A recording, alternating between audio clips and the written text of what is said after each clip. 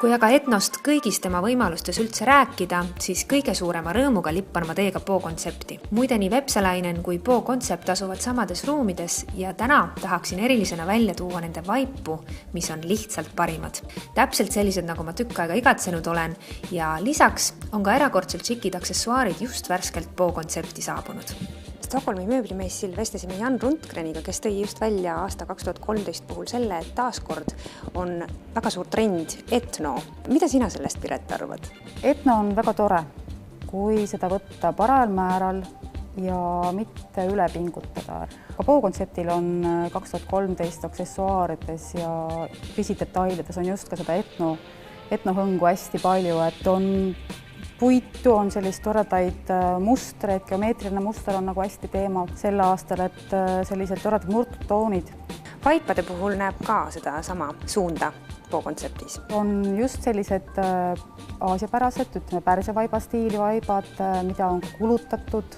On hästi palju täisvilla vaipasi, mis ongi kõik tegelikult Indias valmistatud, erinevat mõõtu ja värvivalik on ka suur. Jan Rundgren tõi välja just Aafrika teema ka. Teie salongis ma näen ka, siin on palju just loomanahkseid vaipu. Just on nagu lehmanahka väikestes tükkides kokku pandud mosaikvaibad. On ühtlaselt kirjud, on ka sellised, kus toon läheb tumedamast heledamaks. Et jah, sellisest klassikalisest lehmanahksest vaibast, nagu on üldiselt levinud arusaam, on nüüd nagu välja kasvanud hoopis lapitehnika ja erinevate detailide kokku sobitamine, mis omakorda loobki nagu sellele vaibale mustri, aga see muster tekibki selle naha erinevatest toonidest, mis annab täiesti uue väärtuse sellele vaibale. Ja villavaibad näevad ka välja tõeliselt erilised ja annavad nii palju värvi ruumile juurde.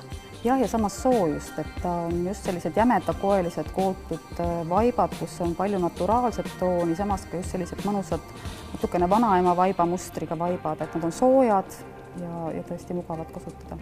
Või et on ka erineva paksusega näiteks vill või siis nagu lõng kokku põimitud, et ei pea olema kõik ühtlane pind, et seal võib ka täitsa struktuur võib olla erinev nendel vaipadel. Ja siis muidugi kõik tehiskiust nagu kunstsiidist ja materjaliste vaibad, mis siis oma ka selle helklemisega ja just valguse käes, et erineva nurga alt kas või juba pikema karvaga vaip annab täiesti erineva tooni, et selline huvitav nüanss tekib ka alati nendega ruumis. Räägime PO-kontsepti uudistest.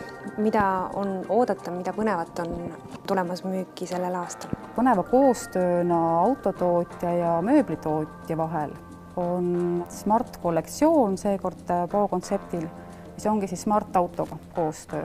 Salongis saate näha siis sellest välja kasvanud mööblidetaile.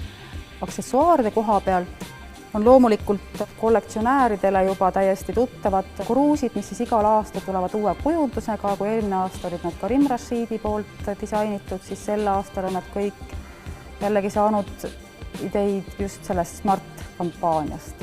Tugitool on nagu täiesti autotooli meenutav. Nagu Smartki on selline väike, kiire, urbanistlik, liikuv, modernne, samamoodi on selle mööblijoon, julged värvid, põnevad materjalid ja joon on selline kiire. Matrjoškad on endiselt populaarsed? Ikka. Need on sellised, et võib ise näo peale joonistada, et kuidas keegi soovib. Et need on ikka jah, erineval moel, erinevates toonides alati olnud päevakorras.